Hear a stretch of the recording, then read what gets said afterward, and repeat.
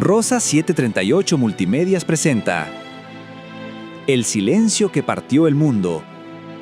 Crónicas secretas de cuando el cielo se inclinó. Un viaje breve pero profundo al instante en que Dios rompió el silencio de los siglos y la historia cambió para siempre. Un programa que revela lo oculto, ilumina lo eterno y despierta asombro ante el mayor misterio. El nacimiento del Rey que vino a transformar el mundo. Hola y bienvenidos a esta nueva exploración. Hoy nos vamos a sumergir en un libro fascinante.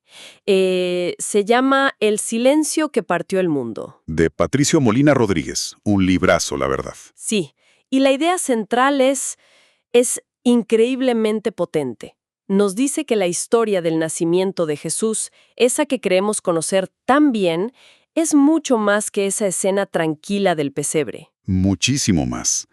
Es la punta del iceberg. Exacto. Es como el punto de colisión de imperios, profecías milenarias y decisiones humanas de una valentía, casi inconcebible. Y esa es nuestra misión hoy, ¿no? Ir desempacando todo ese escenario. Es una misión fascinante, ¿sí? Porque para entender la magnitud tienes que entender el mundo en el que pasó. Y algo que el autor logra de forma brillante es usar un lenguaje súper accesible para describir un momento histórico que era, de todo menos simple. Claro, un mundo súper complejo. Sí, tenso, bajo el puño de hierro de Roma, pero que al mismo tiempo vibraba con un anhelo espiritual profundo.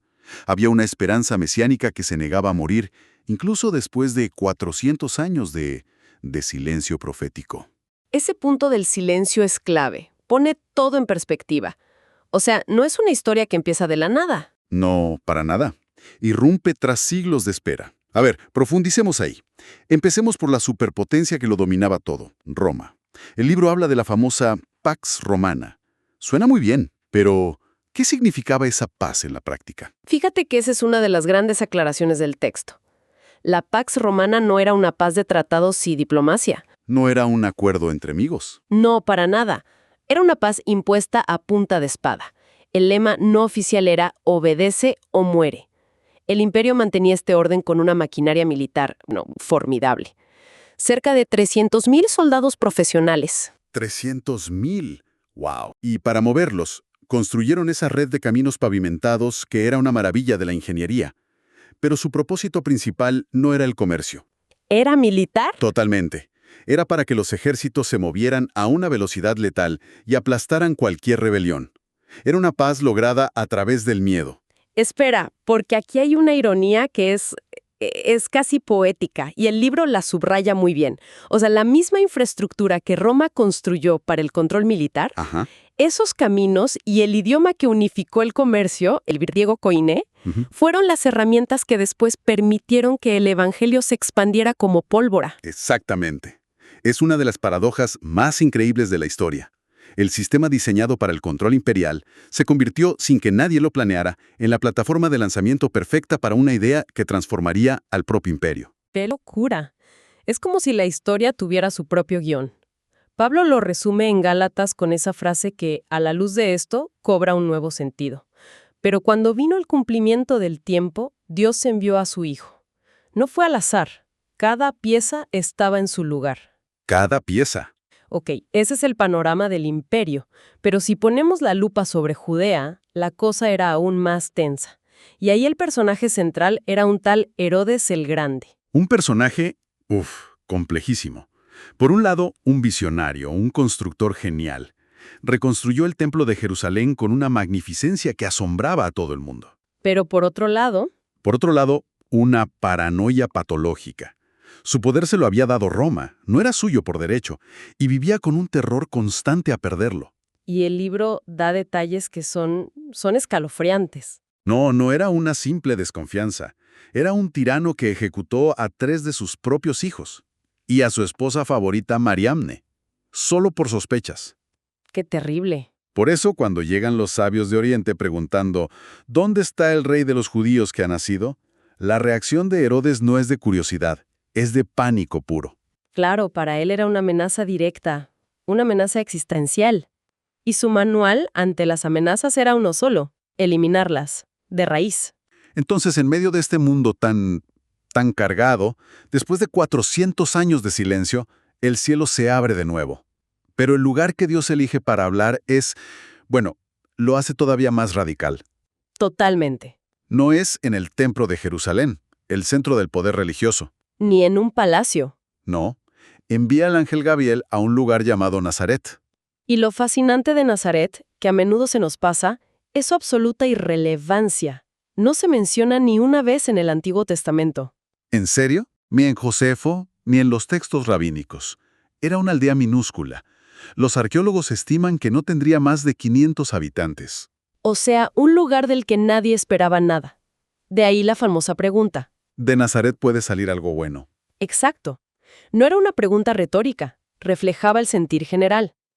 Y es ahí, en la nada, donde Dios decide empezar todo. Y el mensaje del ángel a María, el saludo «salve muy favorecida», tiene una carga teológica inmensa en el griego original, ¿cierto? Absolutamente. La palabra es kecharitomene, y la idea es que describe a alguien que ha sido objeto de la gracia de Dios de una manera total. Lo crucial es que el enfoque no está en un mérito de María, sino en la acción de Dios sobre ella. No es que ella sea llena de gracia, sino que ha sido agraciada. Exacto.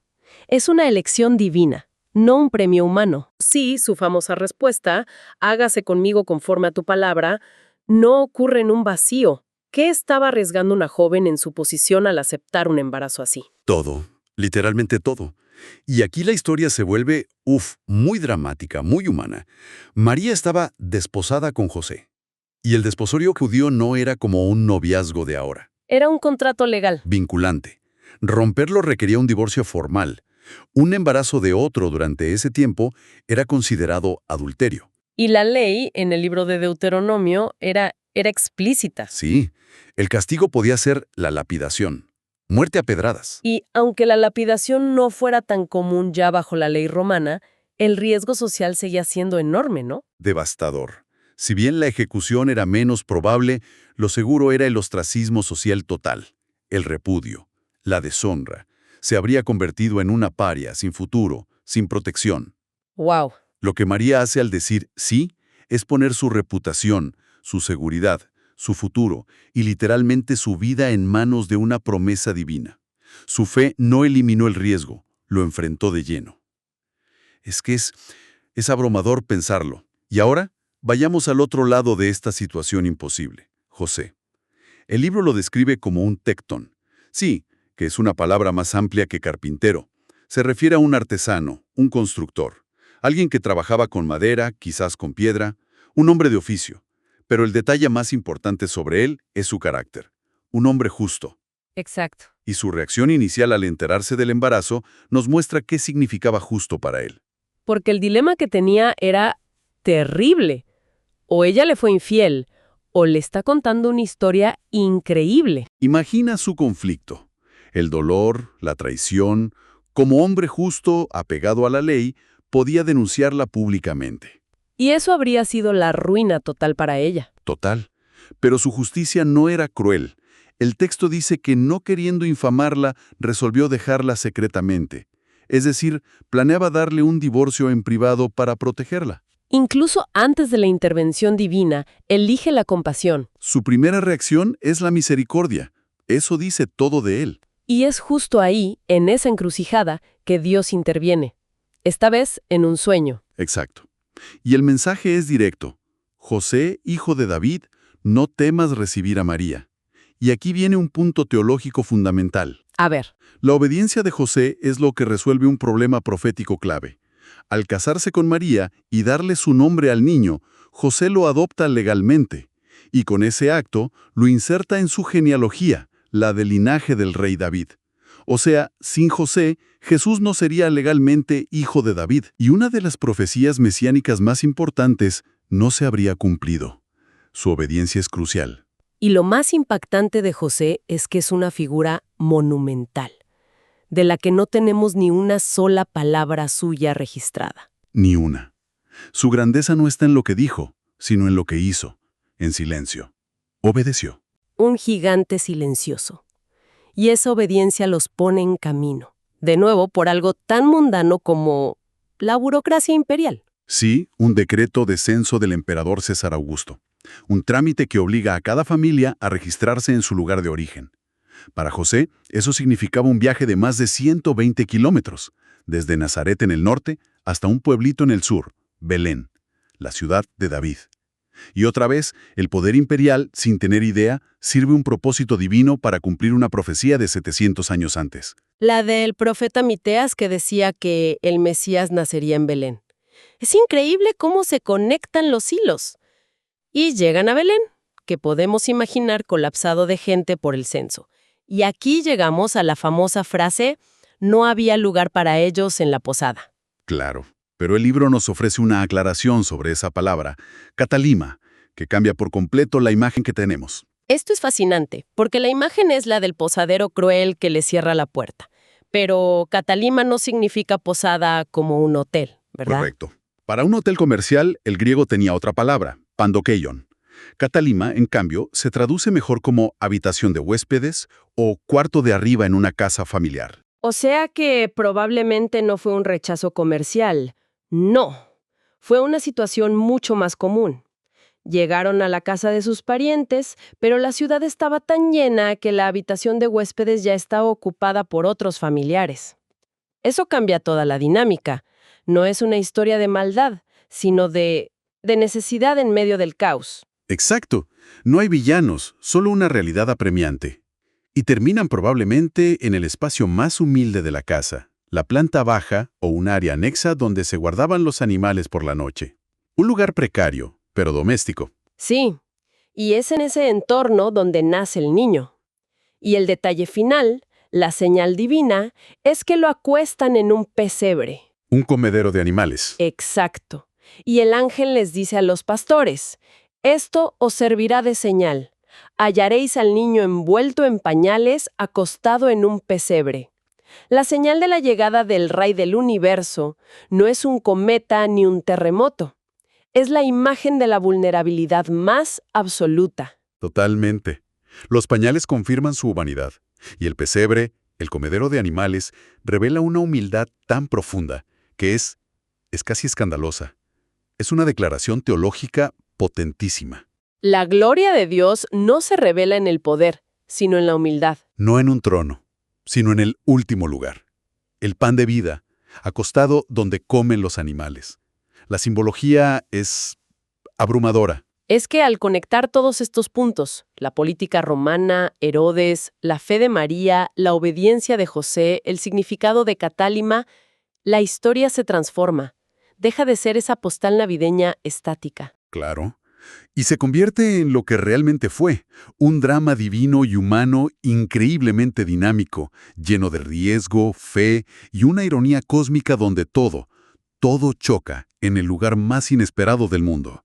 Esa es la idea central que el libro nos deja, que Dios orquesta la historia en múltiples niveles, usa los decretos de emperadores paganos y al mismo tiempo depende de la obediencia silenciosa de dos jóvenes anónimos. Lo grandioso y lo pequeño, todo tejiéndose en un solo tapiz. Exacto, para cumplir su propósito. Y al final, todo este análisis nos deja con una idea muy poderosa. La narrativa nos muestra a Dios preparando el escenario para un evento eterno en medio del caos, de la opresión y en lugares que el mundo consideraría insignificantes. Lo que nos lleva a una pregunta final para la reflexión. Si Dios obró de esa manera, eligiendo lo humilde, lo silencioso, lo ignorado para cambiar la historia, la pregunta que queda flotando es, ¿en qué áreas de nuestra vida o de nuestro mundo que hoy nos parecen caóticos, sin importancia o silenciosas, podría Dios estar ahora mismo preparando el escenario para su próxima gran obra?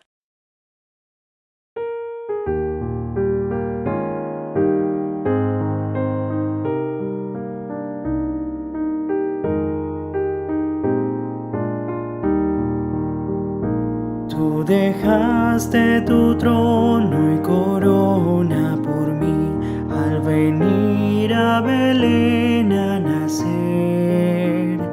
Mas a ti no fue dado el entrar al mesón y en pesebre te hicieron yacer. Ven a mi corazón, oh Cristo, pues en él hay lugar para ti. Ven a mi corazón, oh Cristo, ven, pues en él hay lugar para ti. Alabanzas celestes los ángeles dan, en que rinden al Verbo loor. Más humilde viniste a la tierra, Señor, a dar vida al más vil pecador. Ven a mi corazón, oh Cristo, pues en él hay lugar para ti. Ven a mi corazón, oh Cristo, ven, pues en él hay lugar para ti. Tú viniste, Señor, con tu gran bendición para dar libertad y salud. Mas con odio y desprecio te hicieron sufrir, aunque vieron tu amor y virtud.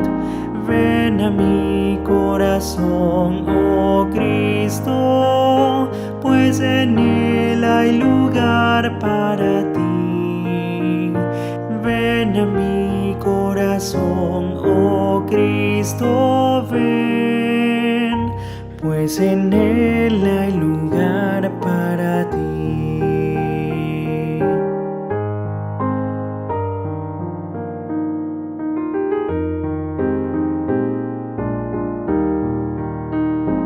Alabanzas sublimes los cielos darán, cuando vengas glorioso de allí, y tu voz entre nubes dirá: ven a mí, que hay lugar junto a mí para ti. Ven a mi corazón, oh Cristo, pues en él hay lugar para ti. Ven a mi corazón, oh Cristo, ven, pues en él hay lugar para ti.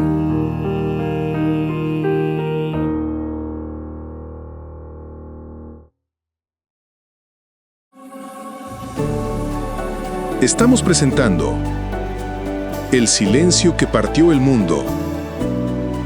Crónicas secretas de cuando el cielo se inclinó. Hoy vamos a explorar el mundo tanto histórico como espiritual que rodea el nacimiento de Jesús, y lo haremos de la mano del libro Manuscrito Silente. Lo interesante de esta obra es que su autor, el docente y pastor Patricio Molina Rodríguez, nos cuenta esta historia tan profunda con un lenguaje increíblemente sencillo, uno que hasta un niño podrá entender. Y es ahí, en esa simpleza, donde radica gran parte de su poder. A ver, vamos a meternos de lleno en esto, porque el libro nos muestra algo clave. La historia no arranca realmente en un pesebre. No, empieza mucho antes, en un mundo que, sin saberlo, estaba siendo preparado para un evento que lo cambiaría todo para siempre. Primero, tenemos que entender el contexto, poner el escenario. Hay que imaginarse un mundo que llevaba 400 años esperando, 400 años sin una nueva palabra profética de Dios. Este periodo, que se conoce como los 400 años de silencio, generó una sed espiritual enorme, un anhelo que marcó a toda una generación. Y lo que vemos aquí es un mundo de tensiones brutales, de contrastes muy fuertes. Por un lado tienes el puño de hierro del Imperio Romano con su famosa Pax Romana, que en realidad era una paz impuesta a la fuerza. Y del otro lado tienes la tremenda inquietud espiritual de Judea, un pueblo que estaba dividido o fragmentado, pero unido en su espera de un Mesías. Y en medio de toda esa tensión, un idioma común, el griego, que conectaba todo. Ese fue el caldo de cultivo para un cambio radical. Y de repente, después de esos 4 largos siglos de espera, el silencio por fin se rompe. Pero no como uno esperaría, no con un gran estruendo en la capital. No, fue más bien como un susurro, y en el lugar más inesperado de todos. Y esto es genial porque nos muestra un tema central del libro. El plan divino se desarrolla justo en los lugares que el mundo ignora, los que considera insignificantes. El ángel Gabriel no se presenta en la imponente Jerusalén, el centro del poder. No, aparece en Nazaret, una Lea tan pequeña y olvidada que ni siquiera se menciona en los textos antiguos. Ahora, el mensaje que este ángel le da a una joven llamada María no es un simple «Hola, ¿qué tal?». No, para nada. Cada frase es una bomba. Es el cumplimiento directo de profecías antiquísimas, de lo que habían escrito Isaías y el profeta Samuel siglos atrás. Y la respuesta de María es simplemente una de las declaraciones de fe más impactantes y valientes de toda la historia. Con esas palabras, ella acepta una misión que la ponía en un riesgo altísimo de ser humillada públicamente e incluso de ser condenada a muerte. Pero ojo, que María no fue la única a la que la vida le dio un giro de 180 grados. Su prometido, José, de repente se encontró frente a un dilema que parecía no tener salida. Lo que es fascinante de José es que su grandeza no está en lo que dice. De hecho, no hay ni una sola palabra suya registrada. Ni una. Su carácter se revela en lo que hace. Sus acciones son silenciosas, son compasivas y son totalmente decisivas. Y esas acciones eran absolutamente cruciales para que se cumpliera la profecía de que el Mesías vendría del linaje de David. Bueno, ahora vamos a hacer un poco de zoom out. Dejemos lo personal por un momento y vayamos a lo político, porque vamos a ver cómo el hombre más poderoso del mundo, sin tener la menor idea, terminó sirviendo a un propósito divino. Estamos hablando de César Augusto, el emperador que gobernaba sobre más de 50 millones de personas. Un día emite un decreto. Hay que hacer un censo en todo el imperio. ¿El objetivo? Pues control y recaudación de impuestos. Y aquí es donde la historia se pone casi de película. Un simple decreto burocrático de un emperador pagano se convierte de repente en la herramienta perfecta que mueve a José y a María justo al lugar exacto que había sido profetizado 700 años antes. Es increíble cómo encajan las piezas. Después de un viaje larguísimo y muy difícil, no los espera una bienvenida calurosa ni mucho menos. Lo que encuentran es una realidad bastante cruda. Un pueblo completamente desbordado de gente por culpa del censo. Este es un texto que hemos oído 1000 veces, ¿verdad? Pero aquí hay un pequeño detalle. Una sola palabra en griego que a menudo se nos pasa por alto y que lo cambia todo. Esa palabra es katálima, y lo que significa es clave. No es que los echaron de un hotel o una posada. No, el katálima era, básicamente, la habitación de invitados en una casa de familia. Simplemente, ya estaba llena. Lo más probable es que les ofrecieran refugio en la parte de abajo de la casa, donde se guardaban los animales por la noche para mantener el calor y la seguridad. Y aquí está la esencia de todo esto. El nacimiento de Jesús ocurre justo donde nuestros sistemas de valores se rompen. Empieza en la humildad más absoluta, transformando un simple comedero de animales en un trono. Y así como cierra el manuscrito silente, esta historia nos deja con una pregunta flotando en el aire. Nos desafía a pensar, ¿cómo podría estar un propósito divino desarrollándose ahora mismo en los rincones más ignorados de nuestro propio mundo? Gracias por acompañarnos en este viaje a través de El silencio que partió el mundo. Crónicas secretas de cuando el cielo se inclinó, donde exploramos el momento más asombroso de la historia, la encarnación del Salvador. Si deseas profundizar aún más en estas crónicas, puedes comunicarte directamente con el autor, Pastor Patricio Molina Rodríguez, para adquirir el libro en formato digital y continuar descubriendo los secretos y maravillas de aquel nacimiento que cambió el mundo para siempre. No dejes que esta historia permanezca solo en palabras. Déjala transformar tu corazón. Esta fue una producción de Rosas 738 Multimedias y una coproducción de Hypna Medios.